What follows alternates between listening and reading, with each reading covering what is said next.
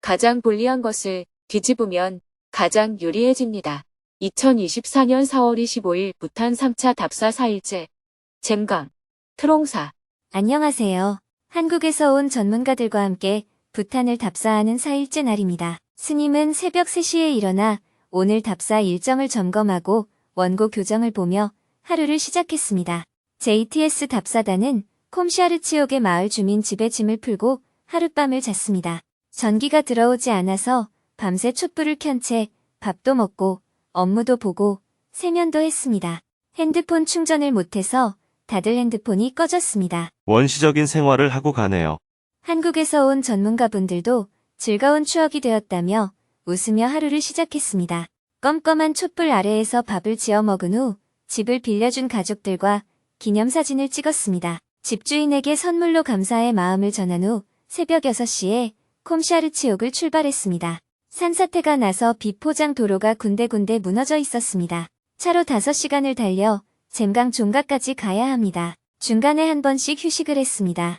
다시 차를 타고 부지런히 달려 11시 15분에 잼강 종각에 도착했습니다. 잼강 종각의 부지사님이 스님과 JTS 답사단을 반갑게 환영했습니다. 지사님은 팀프에서 일정이 있어 부지사님이 대신 영접을 해주었습니다. 먼저 세계문화유산으로 지정된 트롱 헤리티지 빌리지를 방문했습니다. 한국에서 온 전문가들을 위해 특별히 배정된 시간입니다. 잼강의 문화유산 담당 직원이 이 마을에 대해 자세히 설명을 해주었습니다.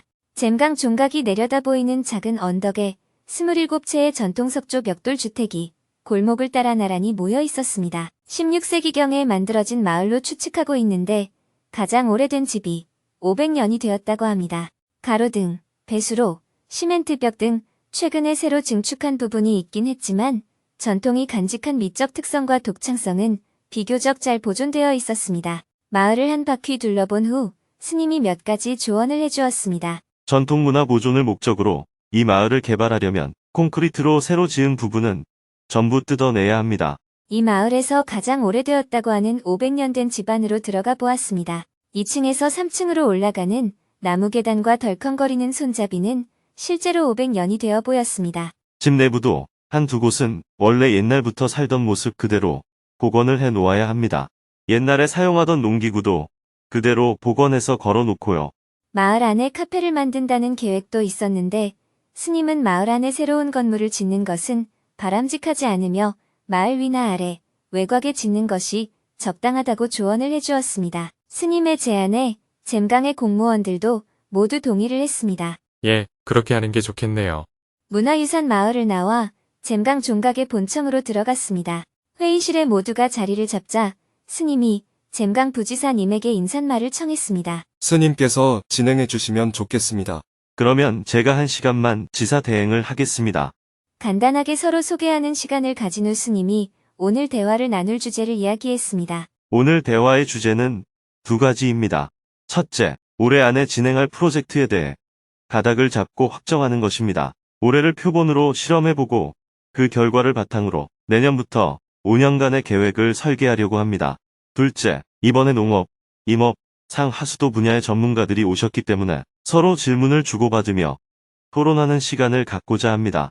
먼저 한국에서 온 전문가분들이 부탄을 답사해본 소감을 이야기하고 이어서 잼강의 공무원들이 궁금한 점에 대해 자유롭게 질문을 했습니다. 다양한 질문들이 쏟아졌습니다. 그중 한 명은 잼강의 빈곤율이 5년 전에 25%였는데 지금은 41%로 오히려 늘어났다며 이 문제를 어떻게 해결하면 좋을지 조언을 구했습니다.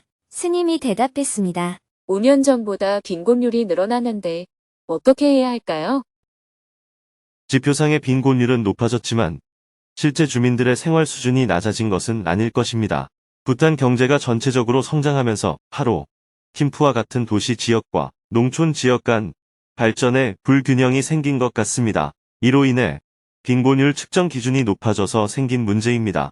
잼강과 같은 농촌 지역은 특별히 5년 동안 발전한 것이 많지 않아 기준이 상승하면서 상대적으로 빈곤율이 높아질 수밖에 없었을 것입니다.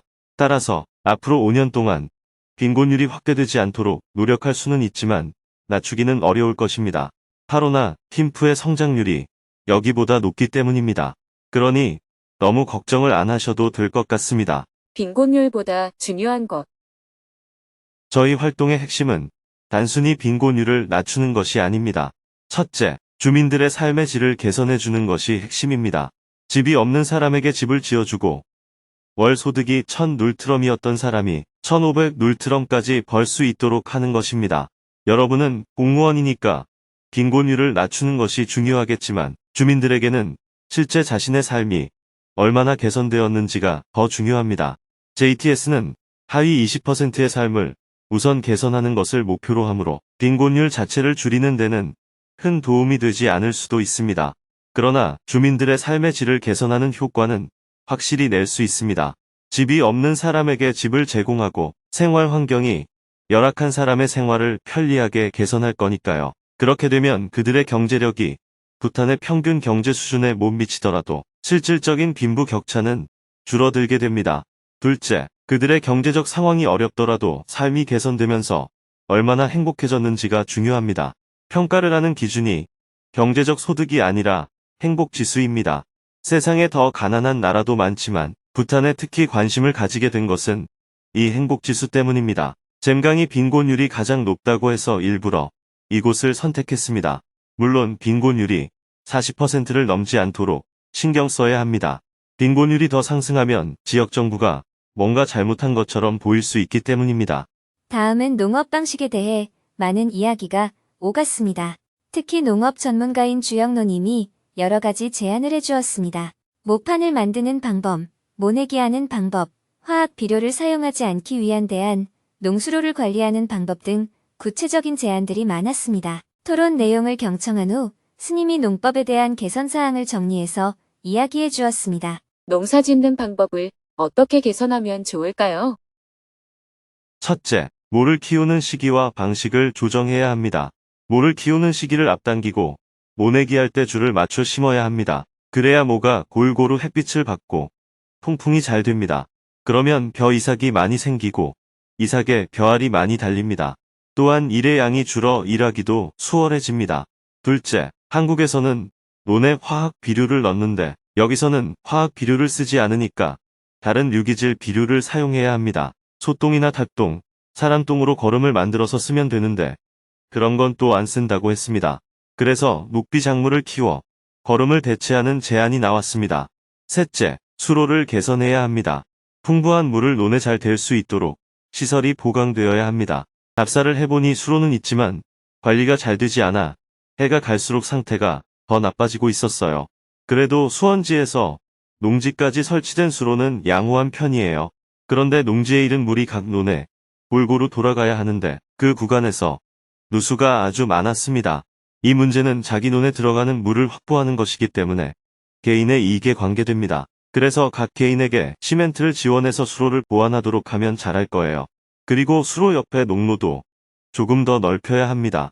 넷째, 겨울에도 논에 물을 조금 대서 논에 늘 수분이 함유되도록 하는 것이 좋습니다. 그러면 모내기 할 때 물을 조금만 대도 됩니다. 겨울에 논을 바짝 말렸다가 모내기 할 때가 돼서 한꺼번에 물을 대니까 물이 부족한 겁니다. 전통적으로 농사를 짓더라도 이렇게 조금만 개선하면 소득을 더 늘릴 수 있습니다. 주민들은 주로 기계를 사달라거나 파이프로 수로를 만들어 달라는 요구를 합니다. 그런 방법은 돈만 많이 들 뿐 실제로 문제를 개선하는데 특별히 도움이 안 됩니다. 물론 기계가 편리합니다. 하지만 기계는 투자 비용은 많이 들지만 사용은 잠시 하고 안 쓸 때가 더 많아요. 한국 농촌도 기계화를 해서 도움이 되기도 했지만 농민들이 다 빚을 지는 결과를 낳았습니다. 그래서 조금 더 세심하게 계획하고 실행해야 해요. 주민들이 전통적인 농법으로 농사를 지어왔는데 갑자기 바꾸라고 하면 불안해서 바꾸기 어렵다는 것은 이해됩니다. 따라서 지역마다 새로운 방식으로 농사를 짓는 농가를 표본으로 선정해서 그 농가의 소득이나 일의 양이 어떤지 주민들이 1년 내내 볼 수 있도록 해야 합니다. 1년이 지나서 주민들이 새로운 농법이 낫다고 의견을 내면 그에 맞춰 바꾸는 것이 필요합니다. 표본에 참여하는 농가에는 일정 수익이 보장되어야 합니다. 예를 들어 기존에 1에이커에 1200kg을 수확했다면 새로운 농법을 시도했을 때 1200kg 이하가 나오더라도 1200kg은 보장해 주어야 합니다. 이어서 산림 정책, 야생 동물에 의한 농작물 피해, 시범 사업에 대한 역할 분담 등 다양한 주제로 대화를 나누었습니다. 특히 JTS와 시범 사업을 진행할 시 역할 분담에 대해서도 최종적으로 갈래를 잡았습니다. 개옥과 치옥은 개인에게 이익이 돌아가는 농업용 수로와 주거 환경 개선을 담당하고, 종각은 공공시설에 해당하는 도로와 학교 보수를 맡고, JTS는 자재를 제공하기로 이야기를 했습니다. 대화가 끝날 무렵 잼강의 부지사님이 질문을 했습니다. 아무리 생산량을 늘려도 한 가지 문제점은 해결하기가 어렵다며 스님의 조언을 구했습니다. 스님은 잼강의 발전 방향에 대해 이야기해 주었습니다. 외진 곳에 사는 농부들은 판매에 어려움을 겪습니다. 잼강의 빈곤율이 41.4%로 전국에서 가장 높습니다. 제가 이곳에 부임한 지 6개월밖에 안 되어서 잘 모를 수도 있지만 제 생각에는 시장 접근성이 떨어지는 것이 가장 큰 요인인 것 같습니다. 저는 남부 사르팡 출신인데 거기서는 킴푸 같은 큰 도시로 생산물을 쉽게 판매할 수 있었습니다. 잼강은 외진 곳이라 농부들이 판매에 어려움을 겪고 있습니다.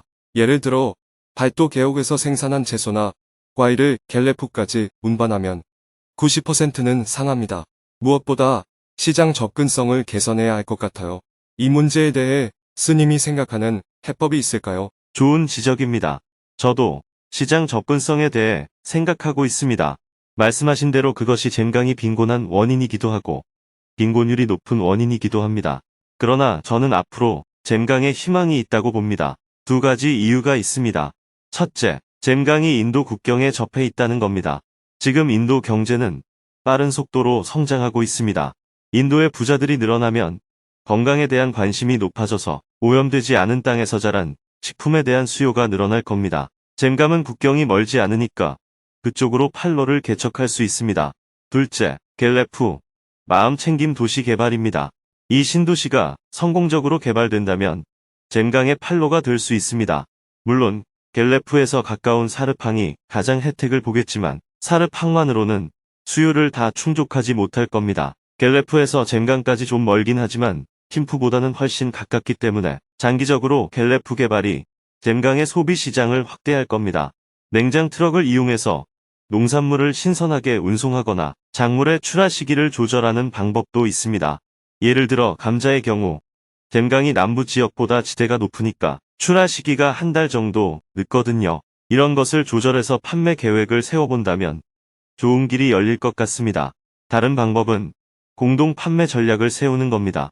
오렌지의 경우 인도 상인에게 굉장히 싼 값에 팔리고 있는데 공동 판매 전략을 세워서 판매 가격을 좀 높일 수 있습니다. 카다멈도 마찬가지입니다.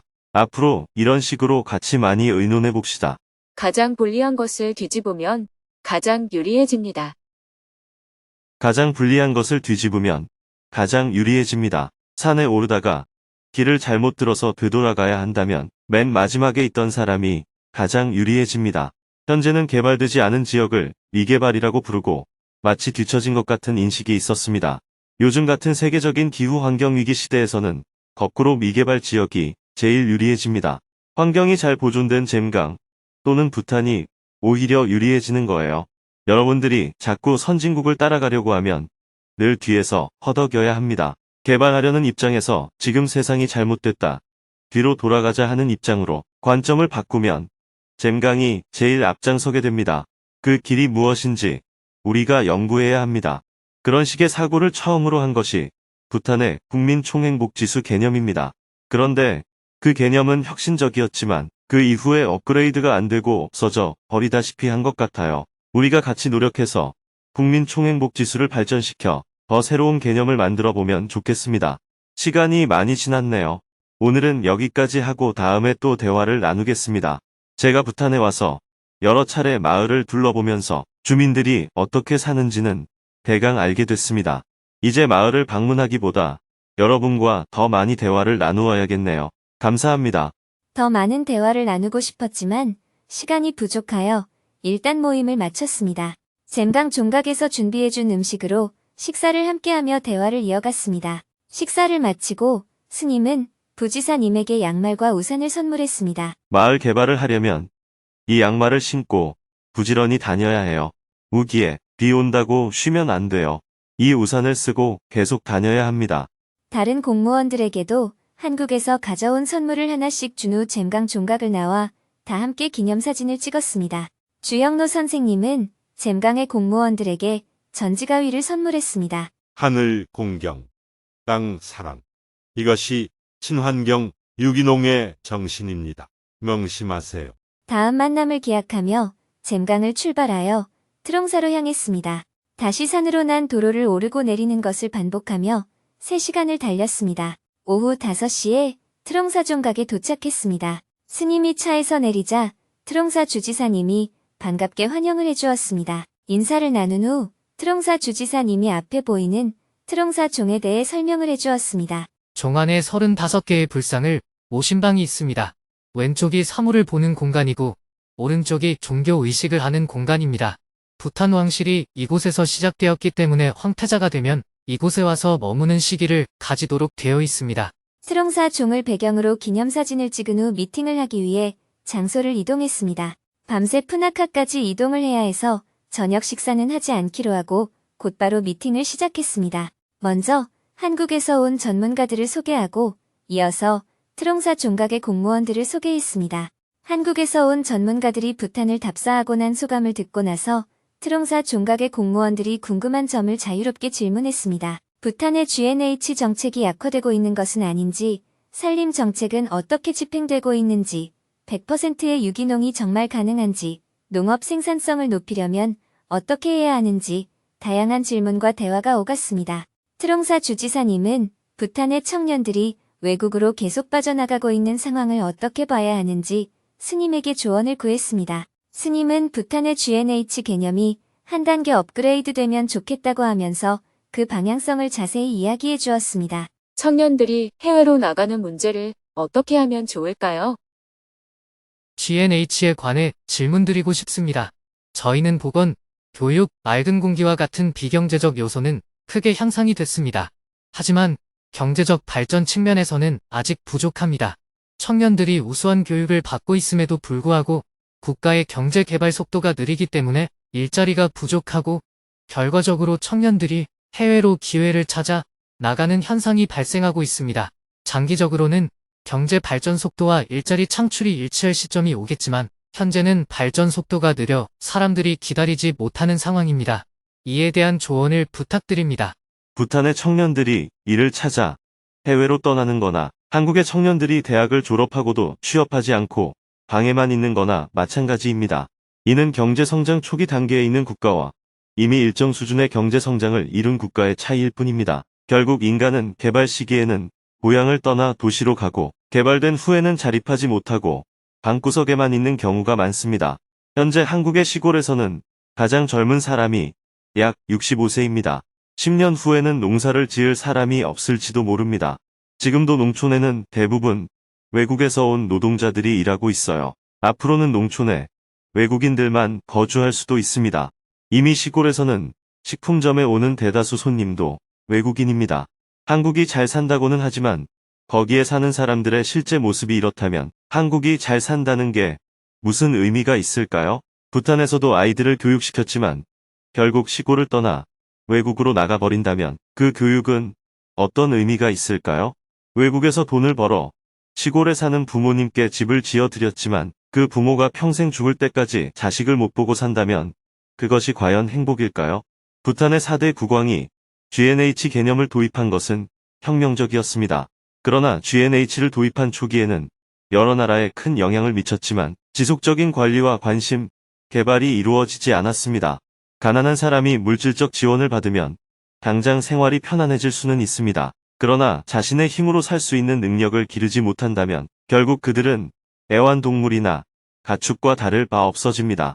동물이 야생에서 뛰어다니며 스스로 먹이를 찾고 살아야 동물로서 사는 의미가 있듯이 사람도 스스로의 힘으로 살 수 있어야 생기가 돌고 눈이 반짝반짝해집니다. 외형적으로, 물질적으로 잘 산다는 것은 큰 의미가 없습니다. 단순히 집을 새로 짓고 길을 새로 닦는 게 중요한 게 아니에요. 사람들이 스스로 자기 집을 짓고 도로를 닦고 정원을 가꾸고 농사를 지을 때 그 사람에게 생기가 돕니다. 그래서 올해 JTS가 하고자 하는 것은 물질적인 것만 제공하는 것이 아닙니다. 사람들에게 생기를 불어넣어 그들이 스스로 자립할 수 있도록 돕는 것이 목표입니다. 그렇기 때문에 주민들이 정말 자기 힘으로 할 수 있지만 부족한 것이 무엇인지 파악해서 도와주는 것이 중요합니다. 우리가 어떻게 하면 식물에게 거름을 주는 것 같은 역할을 할 수 있는지 찾아 지원해야 합니다. JTS가 이 과정에 주민들을 참여시키는 이유는 주민들을 고생시키려는 게 아니에요. 그들이 필요한 것을 스스로 해내는 것이 중요하기 때문입니다. 삶의 의미와 행복은 자신의 삶을 개척하고 다른 사람을 도울 때 더 깊어지고 높아집니다. 그래서 저는 G&H 개념을 중요시하며 이를 더 발전시키고 싶습니다. 물론 여러분이 제 이야기를 듣고 스님은 잘 사는 한국에서 왔으니 그런 소리를 하지. 우리도 우선 경제적으로 잘 살면 좋겠다라고 생각할 수 있습니다. 이해합니다. 하지만 저는 부탄이 한국이 겪은 시행착오를 반복하지 않았으면 합니다. 이어서 트롱사 주지사님은 물이 풍부한 부탄에 사는 사람들이 물이 부족하다고 호소하는 문제를 어떻게 보는지 스님에게 질문했습니다. 스님은 기후 위기 시대에 대안이 될 수 있는 물 관리 방법에 대해 이야기해 주었습니다. 농지나 가정의 물 부족 현상을 어떻게 해결해야 할까요? 부탄은 물이 부족하지 않지만 실제로 농지나 가정에서는 물 부족 현상이 발생하고 있다고 합니다. 스님이 보시기에 어떤 부분에 문제가 있는 것 같습니까? 선조들은 물이 부족하면 수로를 새로 만들기도 했는데 왜 후손들은 만들어진 수로도 관리를 안 하는 겁니까? 식수 부족은 처음에 작은 샘이 있는 곳에 마을이 만들어졌는데 사람들이 늘어나면서 물 소비가 증가한 결과입니다. 앞으로 세탁기, 수세식 화장실, 샤워 시설이 보급되면 물이 절대적으로 부족하게 될 겁니다. 물 공급을 늘려야 하지만 물 사용량이 증가하면 폐수도 많아집니다. 폐수 처리 시설이 없기 때문에 토양과 강물이 오염될 수 있습니다. 따라서 이런 문제에 대한 대책을 지금부터 세워야 합니다. 제 생각에는 물 소비를 줄여야 합니다. 하지만 물 사용량이 증가하는 것을 막기는 어렵습니다. 그래서 일단 물 공급을 늘리고 각 가정에서 폐수를 정화할 수 있도록 해야 합니다. 마을이 더 커지면 폐수를 모아 정화해야 합니다. 현재 부탄에서는 개울물을 마시지만 앞으로는 한국처럼 물을 사 마실 수밖에 없을 거예요. 마을에 물이 부족하니 새로운 수원을 찾아달라고 요청해서 현장을 가보면 수도꼭지가 제대로 잠기지 않아 물이 계속 흘러나가는 경우가 있습니다. 물이 부족하다고 하지만 먼저 물 관리를 잘해야 합니다. 부탄에는 물이 흔해서 잘 모를 수 있겠지만 물은 매우 중요한 자원입니다. 향후 기후 위기 시대에는 물이 가장 중요한 자원이 될 것입니다. 물의 총량도 중요하지만 청정한 물을 얼마나 확보하는지도 매우 중요합니다. 한국에서는 개울에 흘러가는 물을 유기농 농사에 사용할 수 있는지 수질 검사해 보면 대부분 불합격입니다. 반드시 정수를 해야 물을 쓸 수 있습니다. 물 자체가 오염되어 있기 때문에 아무리 천연수라도 불합격입니다. 10년 후면 파로와 팀부 지역은 물과 공기가 오염되어 관광객이 다 여기로 올 거예요. 마지막으로 야생 동물로 인한 농작물 피해에 대해 이야기를 나눈 후 모임을 마쳤습니다. 스님은 트롱사 종각의 공무원들에게 한국에서 가져온 선물을 하나씩 나눠주었습니다. 다음에 더 많은 이야기를 나누기로 약속하고 서둘러 차에 올라탔습니다. 저녁 7시에 트롱사 종각을 출발하여 어두운 산길을 계속 달렸습니다. 해발 3,400m 지점을 지나기 위해 산을 올랐다가 내려오고 다시 해발 3,100m 지점을 지나기 위해 산을 오르고 내렸습니다. 산길을 3시간 30분 달려서 밤 10시 30분에 푸나카에 도착했습니다. 숙소에 짐을 풀고 답사 일정을 마쳤습니다. 내일은 오전에 푸나카 종을 답사하고 팀프로 이동한 후 오후에는 부탄 중앙정부 관계자들과 미팅을 하고 JTS와 부탄 정부 간의 지속 가능한 개발 프로젝트 진행을 위한 MOU를 체결할 예정입니다.